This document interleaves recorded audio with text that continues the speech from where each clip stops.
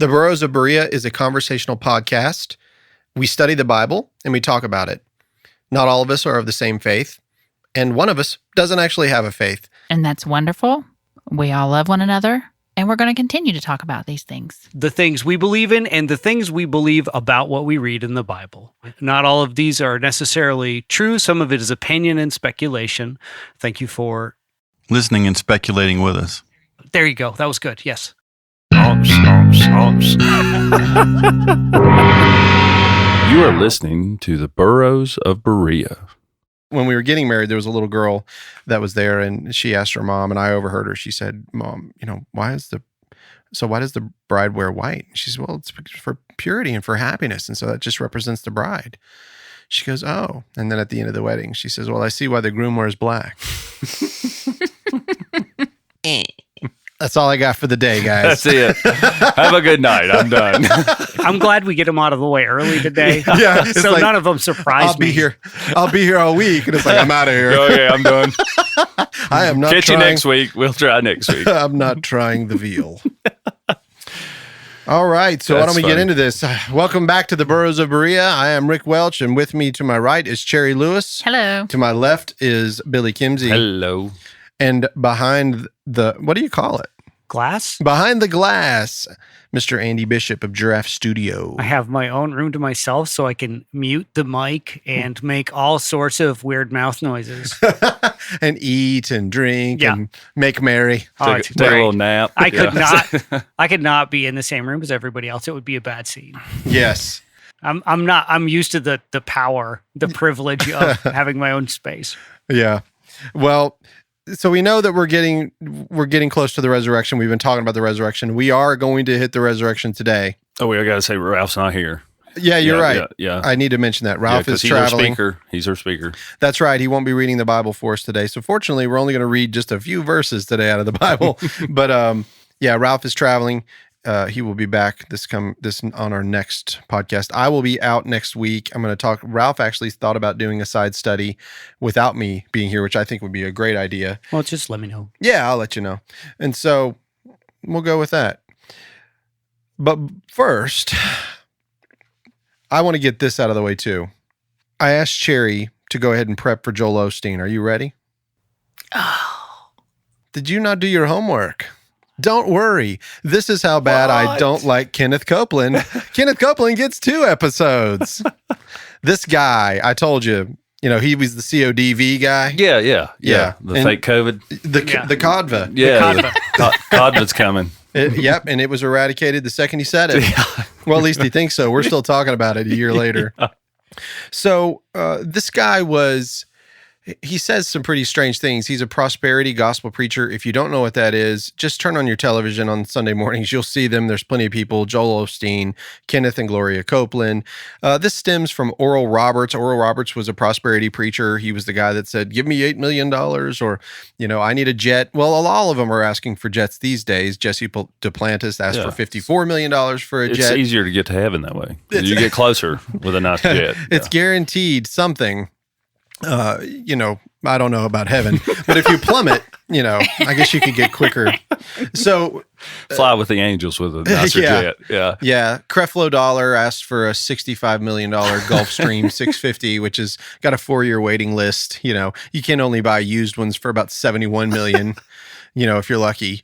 But Kenneth Copeland, he's the guy that takes the cake. And so this is a statement. There was a journalist that had heard that he called some people demons, and he was very angry. So this Inside Edition reporter goes up to the side of him. He steps out of his limo, and sticks his head out. And she says, "Is it true? I'll just play it for you." And he doesn't. It doesn't bode well for this guy. But we're going to go ahead and play it anyway. Let's see if you can hear it. Do you really believe that human beings are demons? No, I do not. And don't you ever say I did. Oh, if you could just see his face. Now, Oral used to fly airlines. Right. But even back there then, man, it got to the place where it was agitating his spirit, people coming up to him. He had become famous, and they wanting him to pray for him and all that. You can't. You can't manage that today. Right. This dope-filled world. Right. And get in a long tube with a bunch of demons. Right. Do you really believe that human beings are demons? No, I do not. And don't you ever say I did. So this guy, he has, I've watched several of these little episodes where Jesse Duplantis is like, and this is my first jet, and this is my second jet, and this was my third jet, and here's my fourth jet. These guys, because of the laws in our country, our tax laws, they can hide money like crazy. They can use money. They can live in homes tax-free. And a lot of people are okay with that. I am not okay with it. I don't think that churches should be tax-free. And I definitely think that churches, if they are going to be tax-free, then they have to really open their books and they need to prove this to everyone. I don't think that it's fair that people can just unload hundreds and hundreds and hundreds of dollars of cash into a plate and pass it out. I mean, it's just, I don't know. I just disagree with it. You might think, oh yeah, everybody's honest. Well, they're not. And to me, it's a heavy tax on the population as it is. I just disagree with it 100%. So just wanted to get that out there. Make sure to prep for Joel Osteen. Okay, so do I get to prep for Joel Osteen too? Would you like to prep for, you can prep for Absolutely. any other one. Yeah, I love those guys. Jump on Creflo Dollar. I just love the guy's name. It sounds like money, feels like money. Must be Show money. me the money. Show me the money. It's just interesting. But I don't know. I just What's his name again? I don't Creflo Dollar. You'll have to Creflo send that Dollar. to me. Oh, Yeah, that's so It nice. He says sounds like like crap load of dollars or something. I don't know. it just sounds like a swindler. I mean, Creflo Dollar's a pimp name.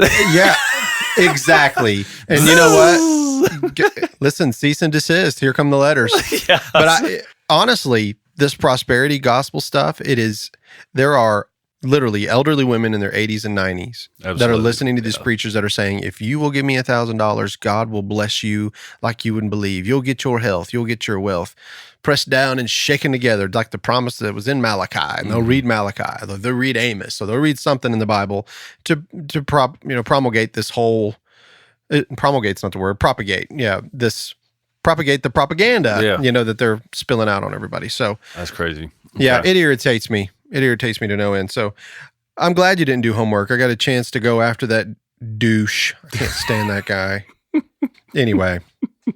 So here we are. We're at episode 8, and we are going to tackle the resurrection. But first, the thing that I want to talk about is where we are today and how we got here. All because a small Jewish man with this little religious faction got up out of the grave. Okay.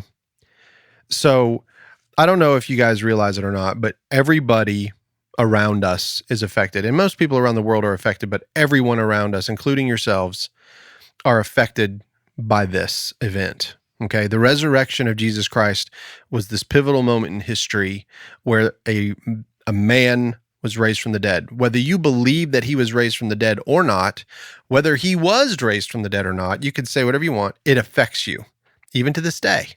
We talked about it changing the calendar. That's one thing.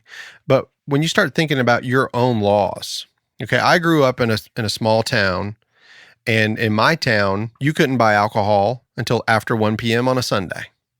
Now, I don't think those laws are in effect anymore. I think you can buy alcohol anytime you want. I don't think it's true everywhere. I think But South Carolina still. Well, I think goes with South that. Carolina is still incredibly controlled by the church and the church politicians. Yeah, it's a lot of things, and still a lot of things. Yeah. I mean, there's numerous things because of this belief. And I guess this is true for any religion anywhere. I don't know. I can only speak from being in the South and the Bible Belt in America. This is where a lot of the laws, have been changed by these church leaders, that are influencing politics or are in politics, and they use the faith that they learn. And should I be okay with it or not okay with it because I am a Christian? Well, I don't think that we should wield our power over anyone else. I think that we should live the life of our own and choose the life of our own, but not necessarily affect it. Now, when you start getting into this discussion of abortion, Roe v. Wade, that was the society saying, okay, we've had enough of this, church. You're telling us what we can do with our bodies and what we can't. Whether you agree with it or you don't, is it the church's decision to make for all of society, or is it the woman's decision, or is it at least, a calculated effort by all of society to talk about it and not just be some sort of rule that's, I see it as murder, and so therefore it's this. And other people say, well, what about the medical side of it? And then you start arguing the points. This podcast isn't about abortion. But my point is that the effect of the church came about because when Jesus was risen from the dead, his disciples spent the rest of their lives going out and telling the news that this happened. Also, Christian nations basically ruled the world up through the end of World War II, where the Christian world kind of lost its colonial power, kind of collapsed.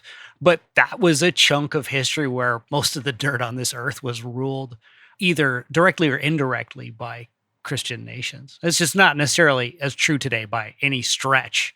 But up through World War II, man, most of Africa was colonies, and South America, just anything you can think of. A lot of Asia, giant swaths of Asia, but boy, a huge portion of the world was ruled, like I say, directly or indirectly by Christian nations. Right. The British Empire especially. Yeah. The sun never set on the British Huge. Empire or the Roman Empire. But the British Empire especially, that was like a Christian powerhouse. I mean, that's basically what they were doing was, sending people out, militaries out and everything, and both conquering. ways, Yeah. Absolutely. Well, where this all begins, before I get into the resurrection, where this all begins is Abraham.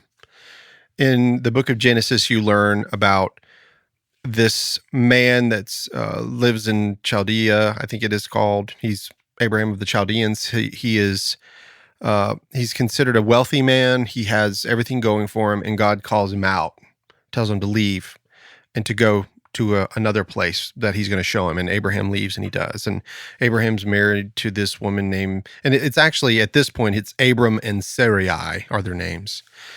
And God promises Abraham that he's going to have a child. And at this point, he's in his 80s, and it's not happening for him. And so Sarah has this handmaiden named Hagar. And Hagar, Sarah says, okay, go into Hagar, and have this child, because Sarah is barren. So Hagar has this son to Abraham named Ishmael.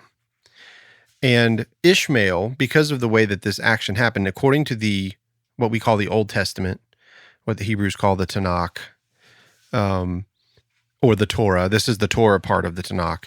The situation is because he was promised this, but he does it on his own, it doesn't really count. You get what I mean? So Hagar, because she's pregnant and because she has this child, Sarah feels a little spurned now because now her husband has had a child with this other woman, so she feels jealous of her. And so later, whenever they're in their, he's 100 years old or 99 years old, God sends his promise through Sarah and they have the child Isaac. And after that, she is angry about Ishmael being there, possibly getting some inheritance because she doesn't feel like he deserves it. This is the promised son, so therefore get rid of him. So Abraham literally kicks Hagar and Ishmael out. Now, that's according to the biblical account. Hagar and Ishmael are cast out into the desert. They are starving. They're dying of thirst. Hagar is upset. She puts her son under a bush because she doesn't even want to watch him die, and she walks away. And while she's away, an angel of the Lord comes and tells her, God has heard your cry. And so not to fret, but God is going to make you a great nation as well. So God sort of honors the promise through Abraham to Hagar and the son Ishmael. And the angel says, and he's going to be a wild donkey of a man, which I think is great for the Burros here, but he's a wild donkey of a man, but he is literally the father of the Arabic people. And this is true in Jewish religion. It's true in the Christian religion as well as in the Islamic religion. This is where the descendant of the Arabs come from, is from Ishmael and the promised Abraham. And they believe this, right? So they accept the Old Testament. Arabic people do, as, where they start from. So Isaac and his, from the Jewish side and their descendants, they start working their way down. And Moses comes on the scene and writes the Torah, and then Joshua. And the whole time, God has promised them this land, this little piece of land, okay? And this is where Jerusalem is at. This is where the nation of Israel is currently, but the city of Jerusalem is there. Well, if we fast forward through time, they've been fighting over this land all the time. The Babylonians come in and they wipe them out and they, destroy the temple. And, so the Jewish or the Hebrew people are always trying to get back to this promised land, always. Well, according to the scriptures, Jesus Christ was going to be rejected by the Hebrew people. And when that happened, then God was going to divorce the nation of Israel, and that he was going to bring judgment to this nation, okay, and destroy it, basically. And Jesus said that this would happen in their lifetime. He's telling the disciples that this will happen in your lifetime. He says, this generation shall not pass until all these things take place. And this is before his crucifixion, before his death, before his resurrection. He says, this is going to happen. So at this stage, Jesus is around 33 years old. He's crucified. He's put in the grave. He resurrects. 40 days later, he ascends. The disciples begin spreading this message of the gospel to the Jewish people. Jesus told them to go to Jerusalem first, and Judea and Samaria, and then the uttermost parts of the earth. So this is sort of the path they're going on. And then they have to get the gospel out. And as they're getting the gospel out, then the Apostle Paul rises out of the ashes, and really what happens is that Jesus strikes him down on the road to Damascus, and he tells him, you're going to finish up the suffering in your own body for me, and you're going to spread this gospel to the Gentiles. And so they start spreading this gospel, and then suddenly in 70 AD, or actually 66 AD, the Roman Empire completely sieges the city of Jerusalem, okay? And so for the next 4 years, there's a siege on the city, and it is brutal. It is a very brutal siege. And if you've never read about it or know anything about it, you should look into it, because this is one of the most brutal sieges ever in military history. I'm talking about like women cooking their own babies to eat. And I'm wondering how a siege can last 4 years. yeah, well, it's because what happens is every year they have this pilgrimage, and Jews from around the globe actually go back for this, and they would allow the people in. And they did, and they were trying to manage this siege, and they were trying to just smoke them out, right? But they never did, and this Jewish revolt that was going on internally never ended. They weren't going to stop fighting, so finally they were done. And so they literally obliterate the city of Jerusalem. They destroy and burn the temple. They put up their own ensign, like this eagle ensign in the Holy of Holies, and just desecrate the place. And then they say there's blood running down the steps like a river, and the fire. And it was brutal. Okay, so once that happened, the city of Jerusalem, there was something called the diaspora. Now, this happens for other groups. The term really means the dispersion of a group. But the Jewish diaspora is all of the Jews spread out all over the world. They were scattered because they no longer had a homeland. It was completely obliterated, and the Roman Empire had it. Well, there were conscripts that fought with the Roman Empire that were of Ottoman descent, or Arabs, and they'd fought for it, okay? And so they were given this land during this time because the Jews had revolted. They eliminated the Jews, so now the Arabs have it. They're going to, I guess they're going to build, they're going to pay taxes to the Roman government. This is what they're going to do, right? So it's sort of like a giant coup, and they, that's pretty much what happens. So the Arabs take possession of the land. This is in AD 70, and from there on out, from 70 AD until 1948, they had possessed that land, okay? It was owned at this time, well, actually until 1920 or 1921, after World War I, the British Empire had sieged and taken control of Palestine. They have been trying to do this. The Europeans have been trying to do this for centuries. That's what the Crusades were. The Crusades, you've heard of the Crusades, right? I have heard of them. Yes. I don't know a lot about them, honestly. I just know they're called the Crusades, and that's what they did. I know that nobody expects the comfy chair. Yeah. Oh, yeah. So if they're going after Palestine. They're going after the Holy Land is what they're really after, okay? So for centuries, they're going after this, and the Arabs have held on to this land for all of this time. And then when the British Empire finally wins the war, well, the Allied forces win the war, then, and I've got this, and I'll look it up and read it, but basically it says prior to the end of World War I, Palestine was part of Ottoman Syria. After World War I, the British Army ruled Palestine until a civil administration was established on July 1st, 1920. Britain was granted a mandate for Palestine on the 25th of April, 1920, at the San Remo Conference, and on the 24th of July, 1922, this mandate was approved by the League of Nations. And then I found this on the 1914 to 1918 online website. It says, the British were given a dual mandate, that is, on behalf of Palestine's inhabitants on the one hand, and on behalf of, in quotes, international society on the other. The Balfour Declaration was incorporated into the preamble and second article of the Mandate for Palestine. Britain thus also had a dual obligation towards both Arabs and Jews. While the mandate included the main parts of the Balfour Declaration, such as the proclamation of support for a Jewish national home, under the mandate's terms, Britain had an obligation to conduct its policy in Palestine in accordance with the needs of both Jews and Arabs. This included creating political, administrative, and economic conditions that would facilitate the independent rule of the communities under British control. These objectives were an integral contradiction in the mandate. So at this stage now, what basically the British Empire, after the war, they've been given this mandate to where they're going to allow both Jews and Arabs to cohabitate in this area. And as you can see, even to this day, that doesn't bode very well. The fact is, if you can imagine, I have family that have owned land for 3 generations maybe, and we hold on to that land tight. Do you have family land? Yeah, we have some. Probably not quite 3. Well, maybe 3 generations, 4 generations. Sure. I mean, it's gotten smaller over the years, but we still have it. It's still a core, right, in Mills River. So, how about you? You ever had family land? You met my family?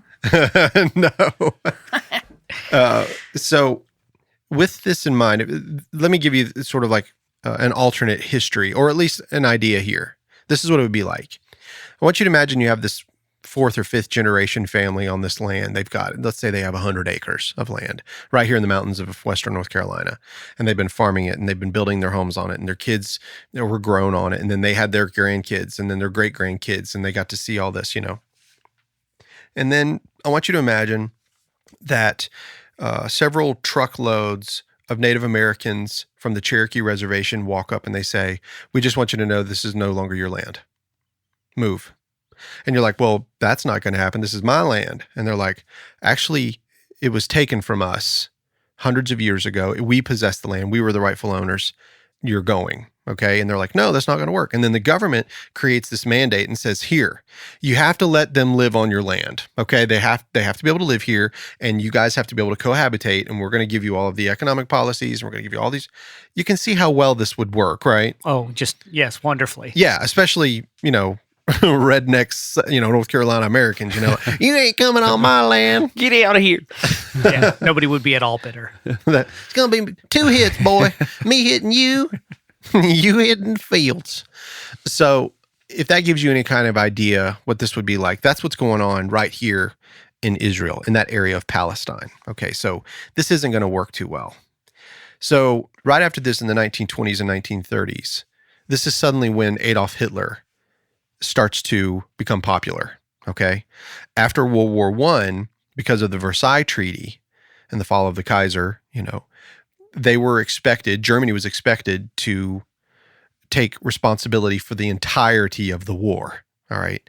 And so because of that, they had to shut down. They could no longer have a military completely. They had to get rid of everything, so no longer could they have a military.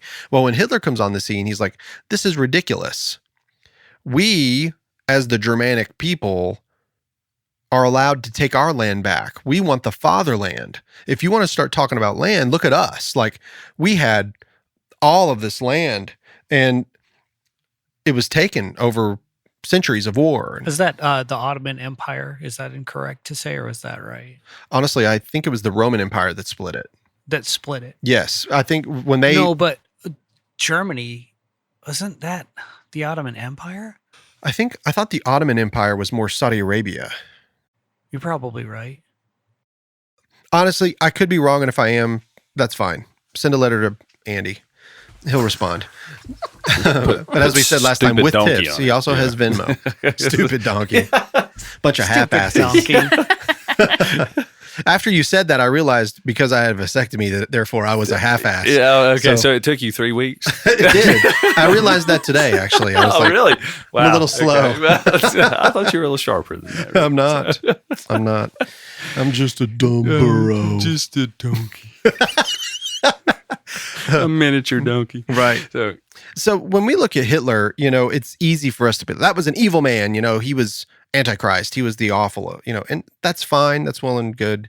But if you were raised in a world like he was, and your entire nation has been ripped apart because of war out of your own control, and then suddenly the rest of the world says, sorry, you're no longer allowed to protect yourself. That would be like every Republican's fear, or every Southern good red-blooded American's fears that the Democratic government's going to come and take our guns, That's no different. That's their fear, but it's happening. That's what the Versailles Treaty was. It's like, sorry, you can no longer defend yourself because of what you've done to the rest of the world. So Hitler gains popularity. He creates the Nazi Party. It's interesting to know. So I'm going to read a little bit. I found this on the religious views of Adolf Hitler's Wikipedia page, and so it is incredibly accurate.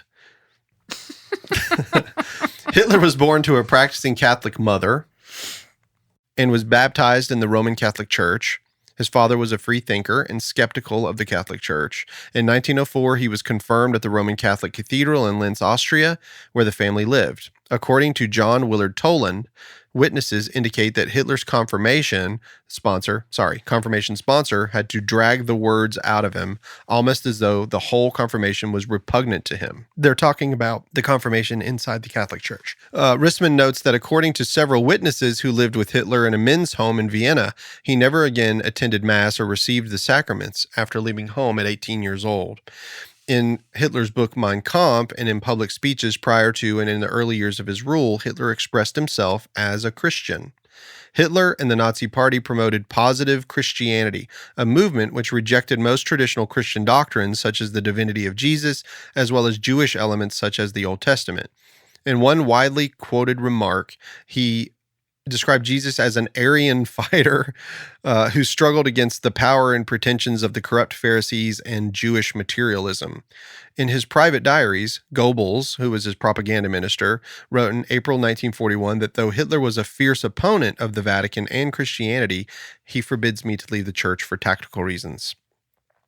Hitler's regime launched an effort toward coordination of German Protestants under a unified Protestant Reich Church, but this was resisted by the confessing church and moved early to eliminate political Catholicism. Hitler agreed to the Reich Concordat with the Vatican, but then routinely ignored it and permitted persecutions of the Catholic Church.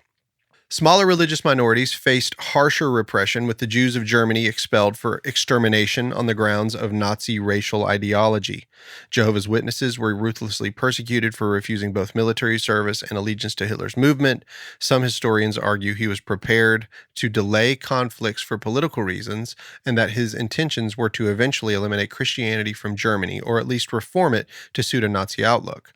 Other historians, such as Richard Steigman Gall, argue that while there were anti-Christian Nazis, they did not represent the movement's position. So after Allied forces entered World War II, the Jewish nation pressed on toward the goal of gaining the land they believed was promised to them, and in 1948, the nation of Israel was established. But one thing that we always remember from World War II was Hitler's final solution, and that was the entire extermination of the Jewish race. That was his goal. Okay, so why did he want to do that again? Did he have a reason other than, I think these people are stinky, or whatever it was he thought or seemed to think? Or was there some underlying reason there? Yeah, he believed that they were like a parasite on the earth. He believed that they were only materialist, that they were always about taking and hoarding money and holding power and abusing that power. And that's how he saw them. That's so wild. It is. And so his whole focus, and if you really want to know, you can read that crap hole of a book, Mein Kampf, but that's basically his ideology and why he decided to become a leader, eventually the chancellor of Germany. But, he created these concentration camps and he trucked in all of these Jewish people and he literally eradicated them. And I think there was over 2 million Jews that were killed in the concentration camps. Oh, yeah. That sounds right. Yeah. Oh, by the way, Prussia gave way to the German Empire, which gave way to World War One eventually. So it was Prussia. Prussia. Yeah. So Interesting. Yeah. I didn't know that. It's Yeah. Sorry, very undetailed, but generally yes. Yes. Okay. So I've got us up. No, we're talking about the resurrection of Jesus. So why am I bringing up Germany? So the reason why is because the entire world was in this fight. Okay. And Americans, we were called the sleeping giant. I don't know if you've heard the story about the officer from the Japanese army that had developed this idea of bombing Pearl Harbor. And when he did so, whenever they came in and, at this stage, America had stayed out of this war. They weren't going to be a part of it, but they didn't know about the extermination of the Jews at that time. They really didn't know. There was a dignitary over there in Europe who said, while we're off for a weekend in the country, Hitler's taking over countries in a weekend, the Lightning War, Blitzkrieg. I mean, I think he took France in just a couple of weeks. I mean, it was the top of the war was something nuts like that because nobody else wanted to get involved and they just kept making excuses and then making huge moves. Yes. Yeah. I mean, he marched literally right through the Maginot Line straight to Paris and just took France like it was nothing.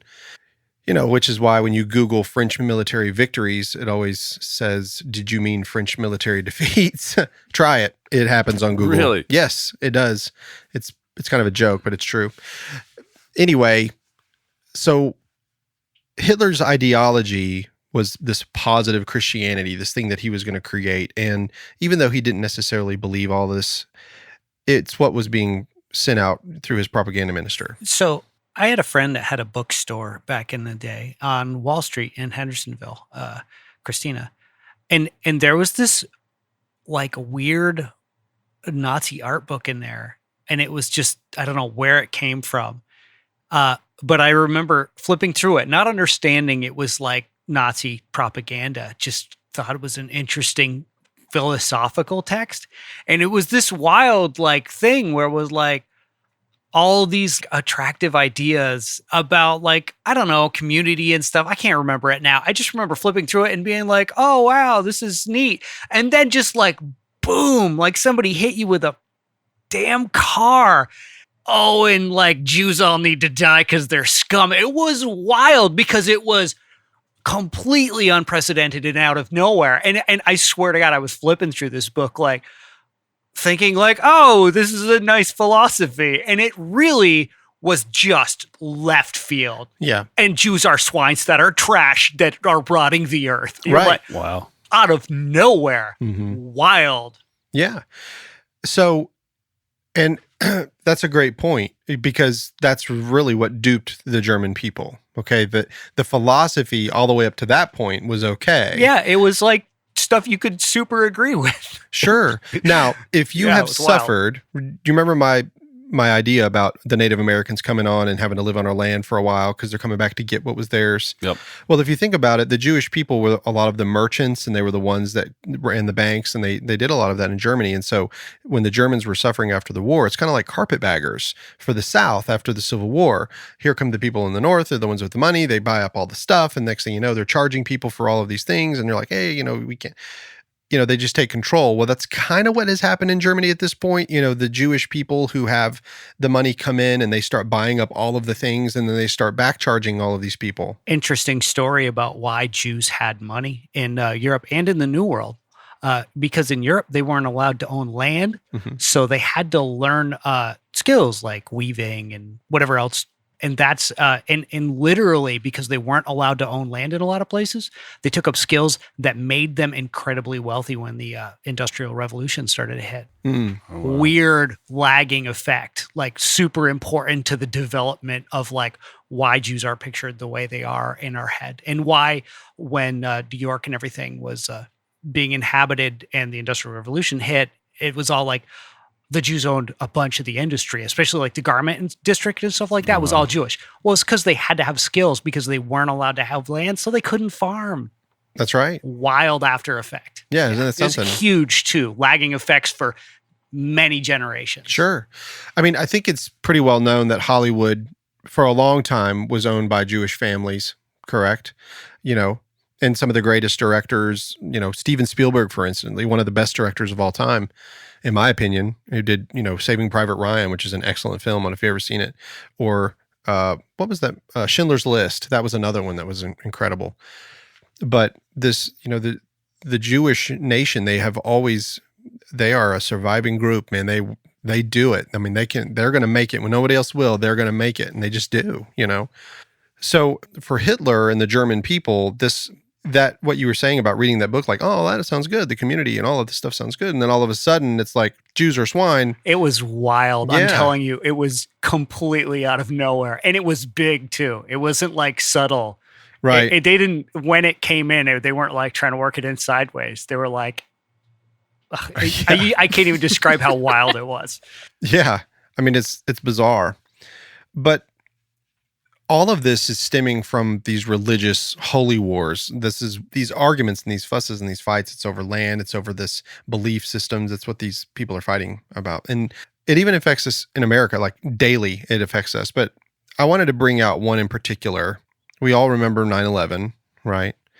And I don't know if you guys know this or not, but September 11th was the actual birth of Christ, not December 25th. It's September 11th. I was not aware. I wasn't aware of that. Yeah, and it's one of the feasts that line up, okay? And it just so happened that his birthday, whether it was the 11th or not, the Arabs knew that this date was a special date for the Jews as well as the Christians. Even the Christians in America don't know that. They think December 25th is the birth of Christ. But so September 11th wasn't about 9/11. That was an America thing. That's what we do. Oh, 911, it means emergency. We need to, it doesn't, but it was easy to remember. So 9/11, the Arabic countries this is that moment where they call it radical Islam, and Osama bin Laden is on the scene. And Osama bin Laden had been trained by America. I don't know if you know that.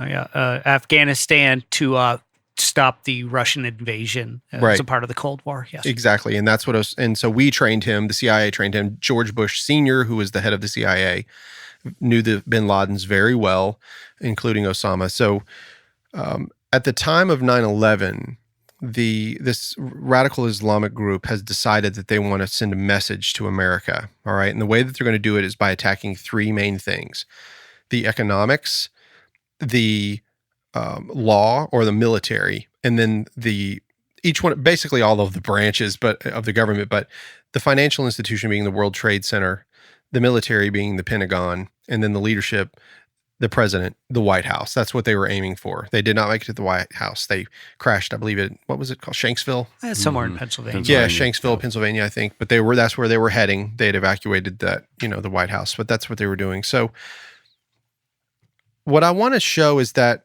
in my opinion, where I think that the church has gone wrong over some time, this is just my opinion, okay?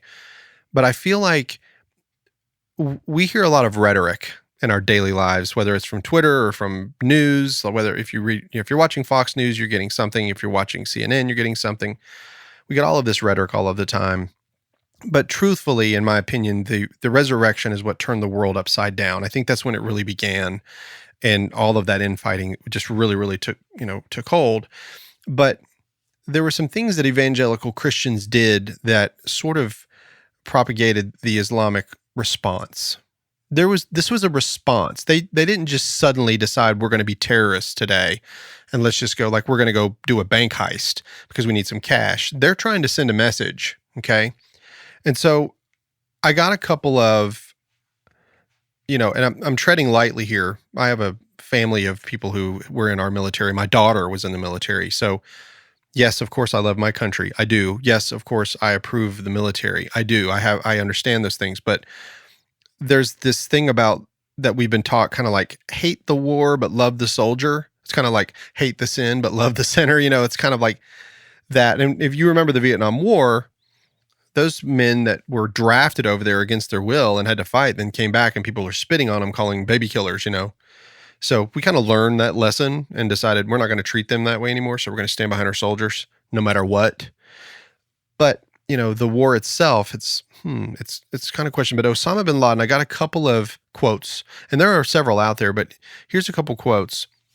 This is in 1996, August 23rd of 1996, 3 months after Osama bin Laden was expelled from Sudan under U.S. pressure. He issues a declaration of war, or fatwa, from his hideout in the Hindu Kush Mountains of Afghanistan. And this is what he says: terrorizing you while you are carrying arms on our land, notice what he said, our land, is a legitimate and morally demanding duty. These youth are different from your soldiers. Your problem will be how to convince your troops to fight So just so everybody knows, what happened was, and you probably didn't hear it, but as I'm reading this awful quote, suddenly out of nowhere, a rim shot comes out of nowhere. We look at Andy. It's some old, I guess. Yes, I reused these sessions, and I didn't mute the track that had that on it because I didn't know it was there. Terrorizing you filthy Americans. Hey, these guys are Summer's here all week. Sorry. So let's go back to what we said. These youth are different from your soldiers. This is Osama bin Laden speaking in 1996. These youth are different from your soldiers. Your problem will be how to convince your troops to fight, while our problem will be how to restrain our youth to wait for their turn in fighting and in operations.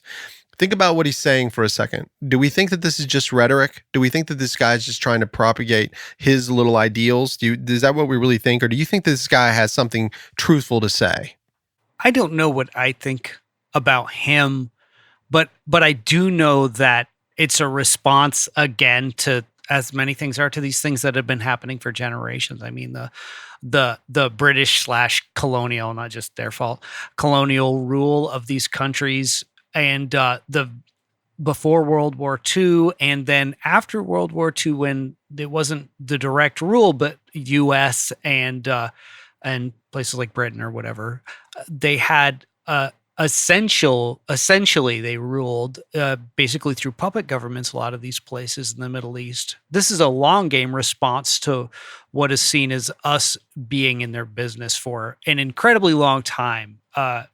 Whatever our motivations may have been for that, completely aside, was absolutely true. We were there. We were controlling the governments. All that is true. It's just everything else, I guess, is kind of is a little user defined, the end result of all those things, the reason for them, and who did when they were where. Sure. In the argument, you always hear, well, they were going after the oil. That's what they oil. Sure. There was oil involved in that. But there's more behind the scenes, guys. This is a holy war that's going on between Christians, Hebrews, and Arabic nations. They've been fighting for centuries, and this is just continuing. And Osama bin Laden listen to what he says. This is the last and final quote. October 7th, 2001, issues a statement regarding the 9/11 attacks. He says, "There is America, hit by God in one of its softest spots. Its greatest buildings were destroyed. Thank God for that." So if you don't think that he's coming from a religious perspective, you're wrong. There is America, full of fear from its north to its south, from its west to its east. Thank God for that. What America is tasting now is something insignificant compared to what we have tasted for scores of years. Our nation, the Islamic world, has been tasting this humiliation on this degradation for more than 80 years. He uses the number 80. Its sons are killed, its blood is shed, its sanctuaries are attacked, and no one hears and no one heeds. So he's referring, I would say, 1921. It's talking about that declaration, that Balfour Declaration, and all of that, where initially these lands are being taken over, and it starts this holy war, and the Arabs and the Jews are at it with each other. So here's what's going on, guys. In 1948, the nation of Israel is established after World War II. And so now, literally, Israel is given the right to take tanks and go into Palestine. And what do? Unbeknownst to us, most common Americans, we're not aware that in Palestine, there are in harmony living Jews, Arabs, and Christians. And these Palestinians, they're Palestinian Christians as well that are living in these villages, and the tanks come in and literally just bury them. I mean, just bury them. just eradicate these homes that they've had there for centuries. These families, they're being pushed out of the land. And if you think about it, this is 1948 and their country had been destroyed in AD 70. This is almost 2,000 years later. They're coming back to get their land because of a belief system. Well, also an important part of why the Jews got to return, make absolutely no mistake about it, is that is an important foothold for Western power to project into the Middle East from. And if you don't think that wasn't a part of that consideration, well, it was. Yeah, it was. Absolutely. So it's important to understand that, in my opinion, the resurrection of Jesus Christ, what sets the Christians apart from all other religions is the fact that he was resurrected from the dead and that we believe that he's alive to this day. However, I think some evangelical Christians, they have built these systematic theologies based off scripture, which may not actually be true, and they are propagating their mission. And currently, in our day, right now, there are Christians that are pushing so hard to try to help Israel. And there's a lot of people that talk to me and they say, boy, I tell you what, if Biden turns his back on Israel, we're done, and that's what they say all the time. Like, we care so much about what's happening in Israel all the time. And what I'm trying to say is everybody needs to stop, and let's just stop for just a second, and let's think about, if you want to be a Christian, then you need to at least read the things that Christ said. And going after people and trying to overthrow people and kill people and do all of those things do nothing but just keep this war going. That's what happens. So this is just all opinion. And guys, I have talked this entire podcast, but I've given you the history. Okay. So I want some opinion from your side, the stuff that I've just said, and then I'm going to read the resurrection account and we're going to get into that. But I want you guys to understand where we are now. This has been going on for centuries. So is there anything that you would like to say in regard to that? Billy? There's always been conflict ever since Cain and Abel, correct? Yes. I don't know. That was a lot. I need you to recite it all back to me. Right? Pop quiz. I'll get to you on that. Go to Cherry for a second. Well, you're right. There has always been conflict since Cain and Abel. And I think a lot of times, I guess, that's kind of how we just look at it. Mm-hmm. It might be kind of a shallow way, but racism even, you look in the Bible, you see racism in there, the way the Jewish people treated the Gentiles, the Samaritans. And so when you read that and you look into history, through history books or anywhere else, it's just almost like that's the way it's always been. Mm-hmm. And so I don't think people really take the time to really think or study it out to even care why they're over there doing what they're doing, because in a way, Osama bin Laden was correct. When 9/11 happened to the United States, it shocked the United States because it's not something that happens here on our soil. And he's saying we deal with this every day. And so, it's out of sight. Don't give much thought to it. We certainly lead a bit of a privileged life we from do. that. Absolutely. From that viewpoint. It's almost like it's never become real personal to the personal self. So it's like it's just something you see on TV or it's something you read about. If you didn't have a loved one that died in the World Trade Center, you're empathetic, but probably don't have an understanding like someone who did. Sure. Or somebody who's had probably a rough time for generations because of war and unstable economics, which is, we haven't had war on our soil since the Civil War, and we've had a very good time of it economically since probably post-World War, middle of World War II when things really started to pick up.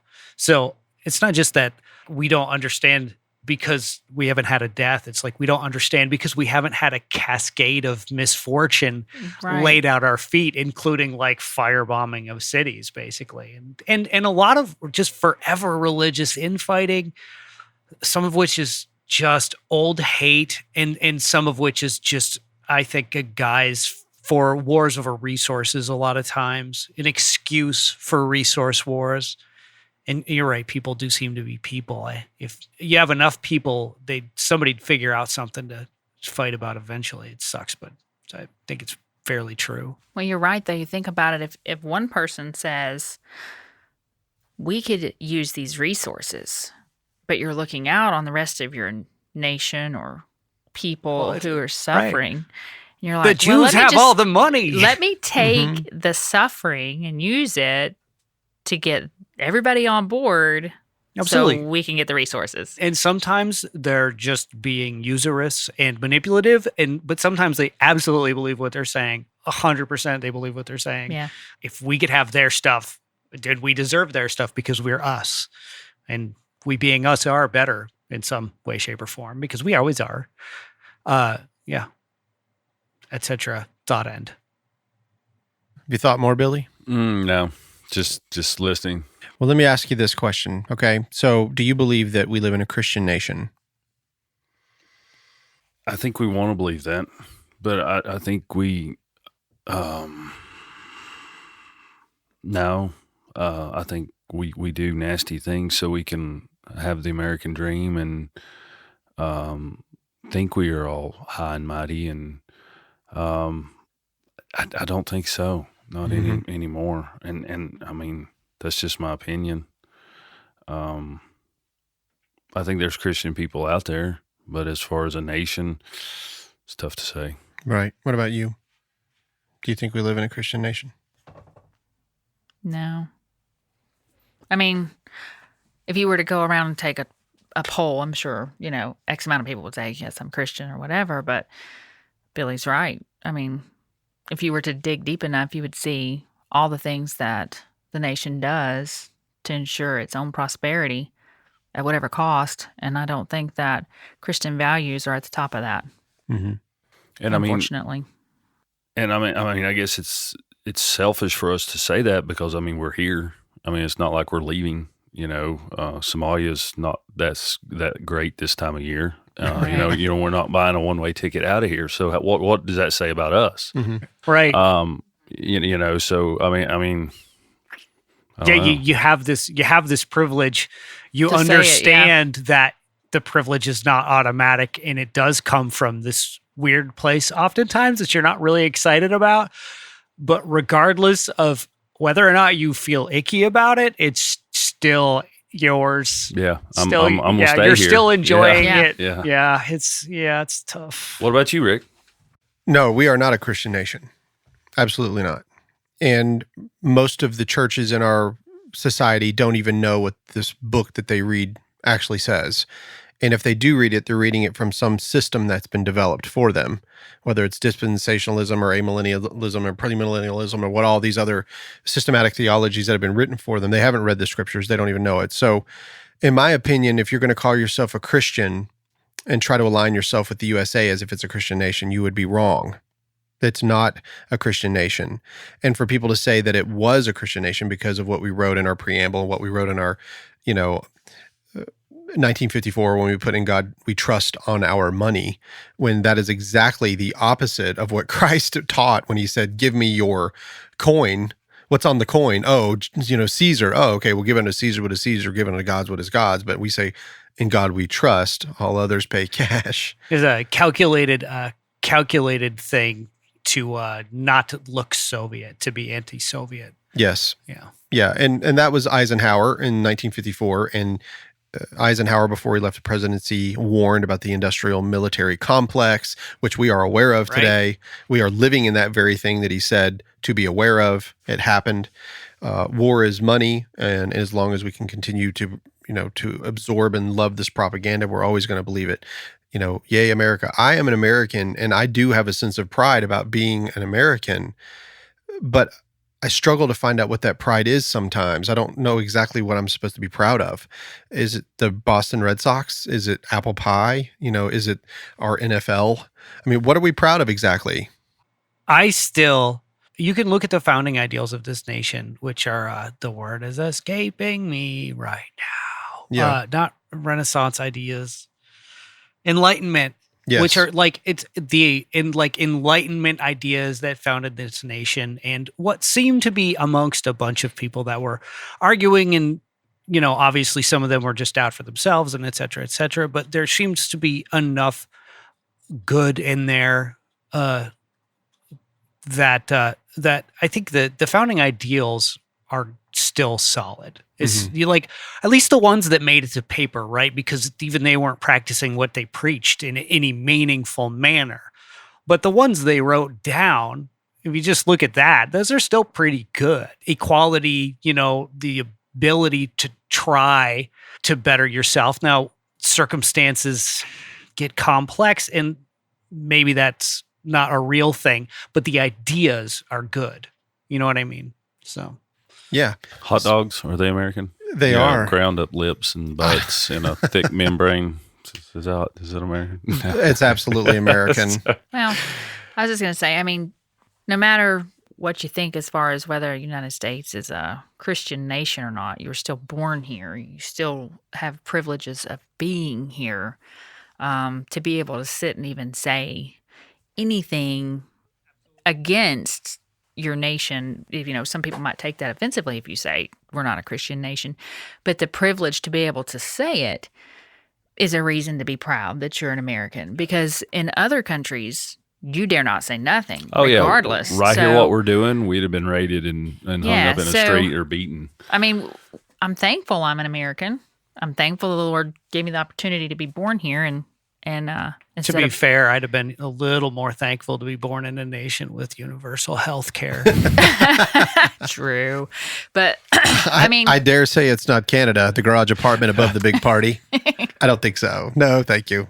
But still, I mean, that to me is we still have reasons. Just like any, you could look at any other nation, probably any other country, and somewhere in there, you're going to find someone where you would think there's no reason to be proud to be from that country. Someone would still stand and say, I'm so proud to be from there. I think you have to. I think that's human nature, right? I think you so. Can't be miserable about yourself all the time. Those people are terrible. It's only 98%. I'm just kidding. Yeah. At some point, you have to look around and believe that there are things in your life that make your life worth living. Whether or not that's true is immaterial. Just to get through the day, you have to convince yourself of that sometimes. Sure. I mean, we had some family members that lived through the Vietnam War, and they came home and they were tragically, affected by that war mentally and physically, and growing up around them and seeing what they had to do because they were drafted and forced to do so, or to be put in prison. And some people chose prison, but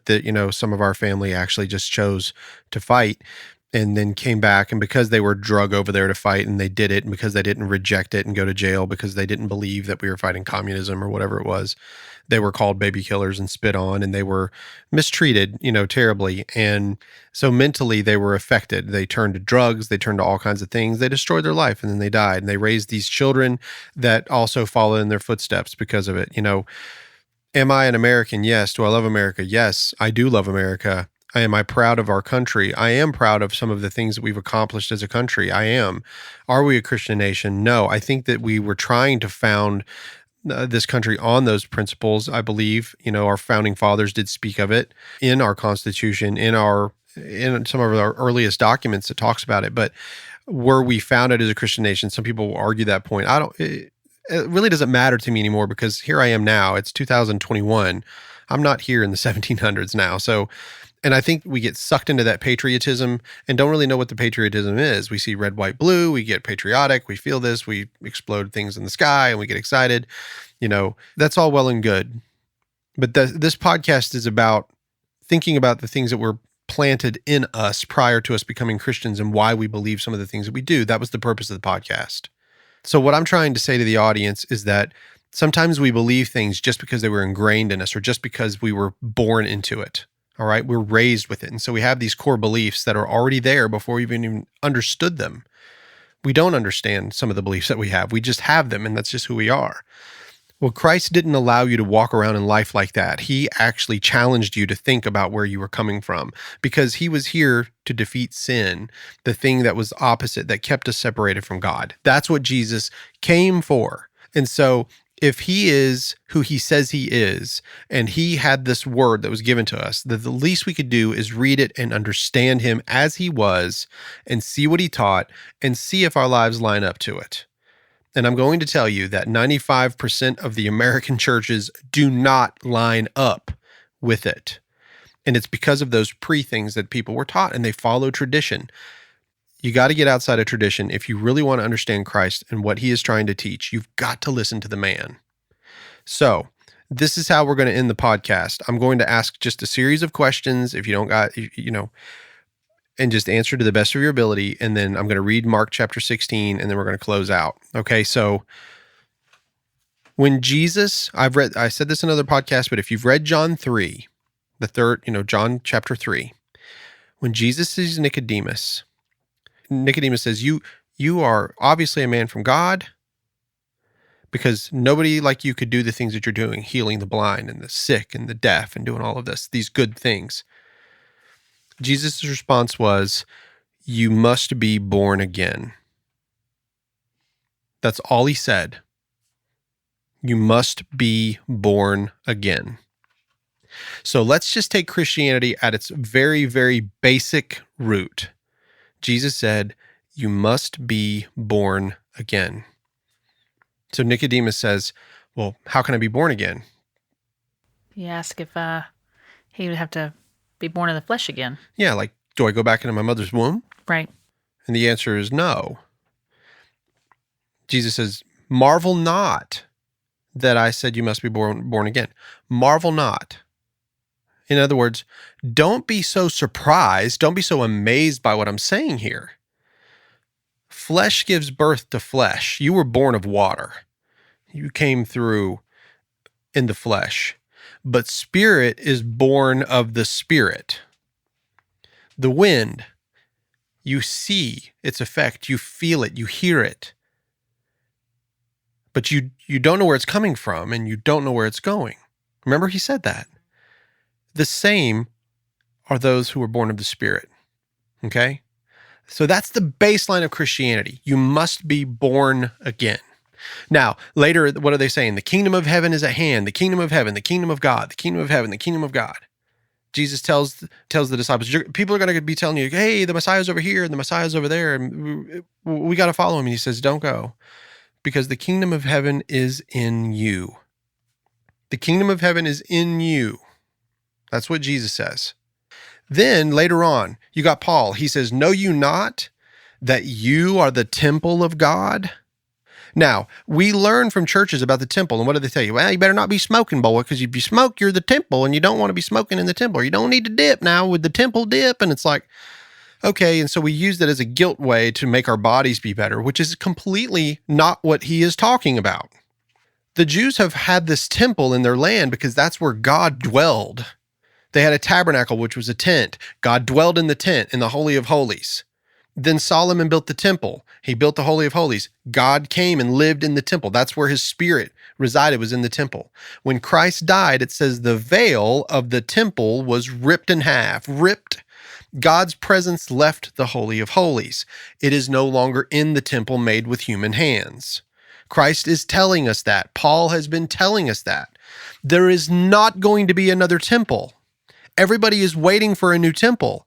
It's not coming, everybody. Yes, that sets me apart from everybody in the world. I'm sorry. It's not coming because we are the temple. We're the temple. It's not going to change, okay? So what Christ is saying is that everybody is running around and they're fighting for all these bricks and these mortar and this hay and this wood, and they're fighting for all this. And what I'm trying to say is you have to be born again. Do you remember when he was on trial before Pilate? Do you remember when he said, are you a king? And he said, Thou sayest, if thou sayest, I am a king. Not if. He said, thou sayest I'm a king. He's saying to him, you're the one saying that I'm a king. And you're worried about your little tiny earth. You're worried about these rocks, and you're worried about these trees. You're worried about all this little stuff. He says, my kingdom is not of this world. What in the world are we fighting for right now? Why are we fighting for these little pieces of land? What are we killing people for? Why are we burying people? Over stuff. Jesus never taught any of that. It is not Christian to take a tank and bury another Christian. It is not. In fact, we should be willing to be buried by the tank on behalf of someone. We are supposed to lay down our life. Jesus said that John the Baptist would be the least in heaven. when Jesus wiped the feet of the disciples, he said, I am a servant, and if I'm a servant to you, then you should be a servant to others. Jesus said to love your enemies. Does a Christian nation who bombs and bombs and bombs and bombs love anybody? Does that sound remotely like what Jesus has taught at all? We are absolutely not a Christian nation, but we can be. But we have to promote the actual words that Jesus taught to those around us. But before we can do that, we have to live it. We have to be willing to love our own enemies. It starts because the temple is inside of us. We are the temple. We are the kingdom. And everybody's over there waiting for that cornerstone to be built in Jerusalem. And Hamas is throwing bombs over. And Israel is throwing bombs over. And they're missiles and fighting and this. And America is putting billions of dollars into defense for the Israeli, defense so that they can eventually build a temple. So that we can see at the end of time that this temple is going to be destroyed and the Antichrist is going to come. It's like we're trying to force the issue to get the Antichrist to come. Okay? That's what's happening. That's the society we live in right now. Do I sound like a crazy person? No. Not to it. Do I sound like a radical person? No. Well, I was just going to say, you read the Bible and you read about, how God's people went and took this land and that land, the walls of Jericho fell. Uh-huh. If somebody reads that and they're thinking, well, it is definitely Christian to still, go forward in battle. They can look at it like that. Sure. Well, if you read the Bible, you know that God said he promised the land. Other people were in the land, and he's the one that said to go and to destroy it and take it. Right. And I've said this a million times. God the Father has the ability to do whatever he wants with his creation. If he decides to pick the Jewish race as his people and says, I am your God and you'll have no other gods before me, you won't make graven images, you will not kill, you will not steal, you will not lie, you will not covet. He's given him all of these things that says, you're my people, you're going to be holy just as I am holy. That's what he says. You're going to follow these laws. You have to bring this many pigeons. You got to bring this many goats, this many lambs, this many bulls, there's 613 actual laws that are in the scriptures that these people have to pick. If I was born a Jew, I'd be like, 613, I can't even remember all the 10 commandments. And we say because we took the 10 commandments out of courts that we're no longer a Christian nation. Guys, it wasn't a Christian law in the first place. Christ gave the Sermon on the Mount. The laws, what did Christ say? He said, the law says thou shalt not murder. That's what the law says. But what did Jesus say in the Sermon on the Mount? If you hate your brother, it's the same as committing murder in your heart. That's a serious law. If you hate your brother, it's the same as murder. He says, you've heard that it been said. He's always saying, you heard it was said, you heard it was said. It says in the scriptures, what does it say about marriage?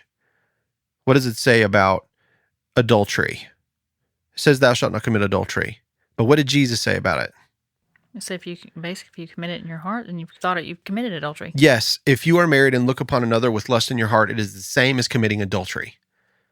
That is a deep law, guys. That's even strong. Now, name one person who has gotten away with that, who hasn't done it. Maybe Cherry, because she's not a dude. She's a Jenny and not a Jack. And I'm a half-ass. If you meet a dude early enough in life who is a jackass, you normally won't look upon another man and go, oh yeah, because you're thinking, hell no. I guess, and let's wrap it up here, guys. Go ahead. We are the ones that, a sin's a sin to God. Yes. We are the ones that put it on different levels. Right. I agree if I cheat on my taxes, it's not as bad as cheating on my wife, or, vice versa. We're the ones, all sins hurt his heart. So we're the ones that, human society are the ones that determine which sin is worse than the other one. Mm-hmm. So. No, you're 100% right. All sin is the same, truthfully, in God's eyes. When we talked about degrees of hell, are there degrees of hell, because of the seventh circle of hell and all this from Dante? Look, God did say it would be better for Sodom and Gomorrah than for Tyre or Sidon at the end times because, they rejected Christ or whatever. But are there levels? I don't know. I don't even want to get into all that, but I'm too busy talking about Germany and Osama bin Laden for that right now. So, but what I want you guys to do is to remember what I said. You must be born again. Spirit gives birth to spirit. The kingdom of heaven is in you. You are the temple. If you will keep that in mind, you'll realize that the kingdom is not America, the kingdom is not Israel. It is not Saudi Arabia. It is not Jordan. The kingdom is in those of us who believe that Christ was the Son of God, that gave his life for us, that died on the cross, that was buried, and then was resurrected. I'm going to read this little tiny story about these few people in our past, in our history. Whether you believe this or not, I don't care. Just listen to this account just for a second about this tiny little religious man in this little desert town who was healing people of their infirmities, okay? And who the religious people didn't like what he had to say. Mark chapter 16, I'm reading out of the English Standard Version today. When the Sabbath was past, Mary Magdalene, Mary the mother of James, and Salome bought spices so that they might go and anoint him. They were just going to put spices on his dead body. These people loved him, and they wanted him to be buried properly, okay? That's all they're thinking about right now. And very early on the first day of the week, when the sun had risen, just imagine it for a minute. Imagine an early sunrise on a Sunday morning, 3 women carrying spices going to the tomb to bury this leader that they've been loving and being loved by for the last 3.5 years. And they were saying one to another, "Who will roll away the stone for us from the entrance of the tomb?" They're not strong enough to move this gigantic boulder out of the front of this hole so they can get there. So that's one of the questions that they have. Okay, we're going. They probably should have thought of that before they started carrying all these spices, but they didn't. They're saying it now. This beautiful little morning, they're going to this little tomb. And looking up, they saw that the stone had been rolled back. It was very large. And entering the tomb, they saw a young man sitting on the right side, dressed in a white robe. And they were alarmed. Imagine that. They get there and the stone's been rolled away, but there's this man that's sitting on the right side in this white robe. And they were suddenly like, wait, what's going on? And he said to them, "Do not be alarmed. You seek Jesus of Nazareth, who was crucified. He has risen. He is not here." That's a first, right? So Do you have a thought? who are they? No, who are they talking to? Or is Jesus speaking in the third person? No, it's the man that's dressed in white that's in the tomb. Okay. They're talking to him. So, see the place where they laid him, but go, tell his disciples and Peter. I thought that was interesting that he said his Me too, disciples yeah, and Peter, that he is going before you to Galilee. There you will see him, just as he told you. And they went out and fled from the tomb, for trembling and astonishment had seized them, and they said nothing to anyone. Even though he told them to go say something, they said nothing to anyone, for they were very afraid. Now when he rose early on the first day of the week, he appeared first to Mary Magdalene, from whom he had cast out 7 demons. So who was the first one? Mary Magdalene, a woman. If you don't think women are important, men, you're wrong. Because the Lord of all creation, the one that created all things, because we talked about in the very first podcast, appeared first to a woman. She went and told those who had been with him as they mourned and wept, but when they heard that he was alive and had been seen by her, they would not believe it. So they didn't believe what she had to say. After these things, he appeared in another form. You notice how it says he appeared in another form? So that means that he had appeared in a different form prior. To 2 of them, as they were walking into the country, and they went back and told the rest, but they did not believe them. Afterward, he appeared to the 11 themselves as they were reclining at table, and he rebuked them for their unbelief and hardness of heart, because they had not believed those who saw him after he had risen. He said to them, "Go into all the world and proclaim the gospel to the whole creation. Whoever believes and is baptized will be saved, but whoever does not believe will be condemned. And these signs will accompany those who believe. In my name they will cast out demons. They will speak in new tongues. They will pick up serpents with their hands. And if they drink any deadly poison, it will not hurt them. They will lay their hands on the sick, and they will recover." So then the Lord Jesus, after he had spoken to them, was taken up into heaven and sat down at the right hand of God. And they went out and preached everywhere, while the Lord worked with them and confirmed the message by accompanying signs. Think about what Jesus said. Go out and speak the gospel. Those who believe will be saved. Those who do not will be condemned. But what exactly is he saying? Is that a threat to an atheist? Is that a threat to somebody? Do you think that he's speaking a threat because he says, if you don't believe it, you're going to be condemned? I promise you that Christ isn't speaking a threat. He is telling you that the kingdom has come. This kingdom will be one where people love their enemies, where people lay down their lives for their friends, where people will be giving of things. They'll sell all that they have to make sure that others have. He has got a new kingdom, and we're not living in that kingdom. We're choosing to live in a prosperous nation, and that's what we're doing. We're playing our own game, and we're trying to believe in our own way, and that is not what he expects of us. So join us next week on the Burros of Berea. Nice. That was an excellent turn. No, I'm being serious, but in all reality, I don't mean to sound so harsh, but that's a fact. We are not being serious about our faith. And if we really want to be Christians, if we really want to understand what the kingdom is, we have to know what the kingdom is. We can't just listen to the propaganda that's been given to us all our lives. We are responsible to find out what the truth is, and then we are responsible about telling others. And it's not so we can grow some fancy big brick lane church. It's not about that. It's about the kingdom, and it's about love, and we need to share it. This is why you're one of my favorite Christians. And why you're one of my favorite atheists. Anyway, anything else, you guys? Well, Covered just a little ground there. you just kind of, if you take that and you think about what you say, you kind of just deflated everybody and took their hope away.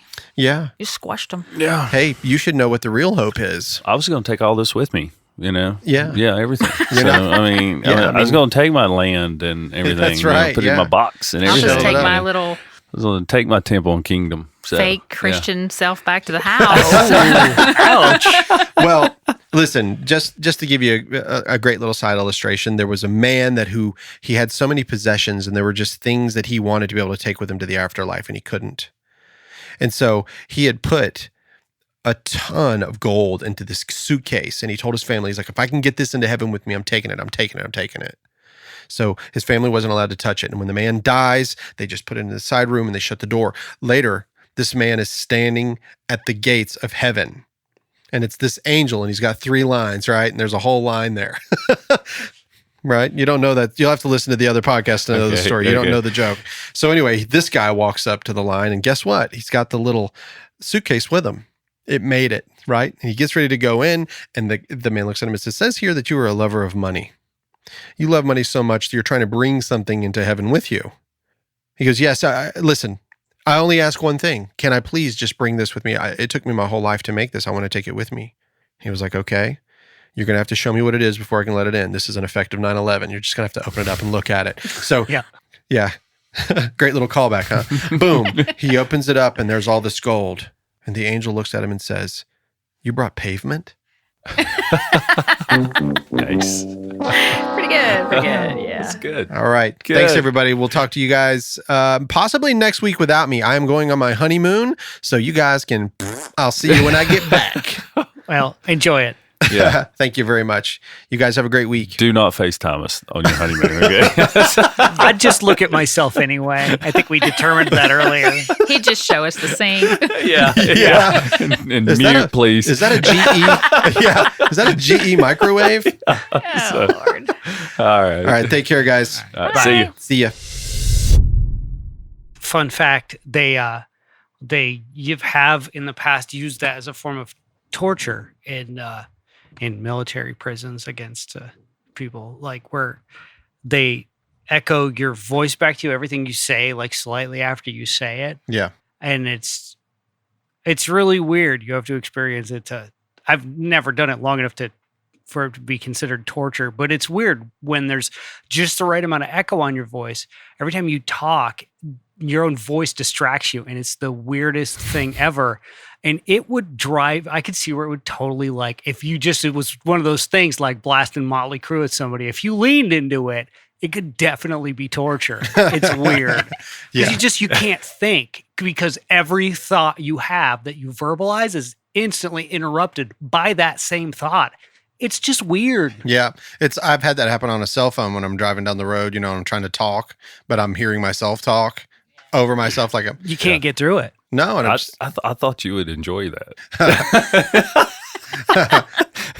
Andy, please insert rim shot there. I get to I hear do myself actually. twice. I'm just like, please hold, and so I can hear myself talk first. That was good. Now you may reply. That I FaceTime, I'm terrible for just looking at the little square with me in it. Yep. I think that means I'm an awful person. Yep. Ugh. Yep. Yeah, I get that. I don't have FaceTime.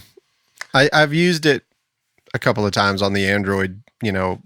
However it was from Android to Android. I don't know what they call it, but most of the time I've got like.